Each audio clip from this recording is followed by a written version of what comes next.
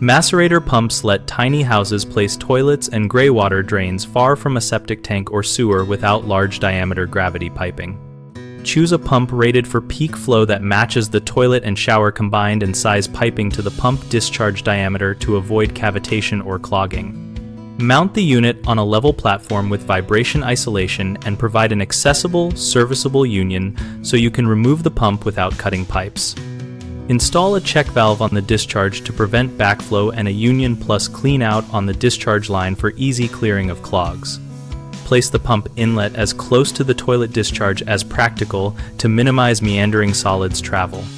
Protect the pump from freezing by insulating the enclosure and routing power and controls above the frost line or inside conditioned space with a remote switch or alarm. Wire the pump on a dedicated circuit with a properly sized breaker and include a fused or rated control box with a run indicator so you know if it is operating and when it stalls.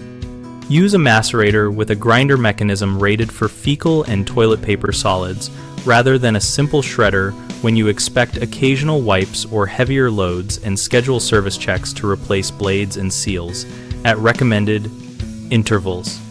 Common mistakes include choosing an undersized pump, which leads to frequent clogs and motor burnouts, so always calculate peak toilet flush plus shower and laundry load and add a safety factor when sizing. People skip accessible cleanouts and then must cut pipe for maintenance, so incorporate unions and a vertical cleanout near the pump output. Homeowners sometimes allow non-toilet solids into the system, causing jams, so adopt a strict waste policy, post a short list by the toilet, and use only toilet paper that is rapidly dispersible to reduce strain on the grinder.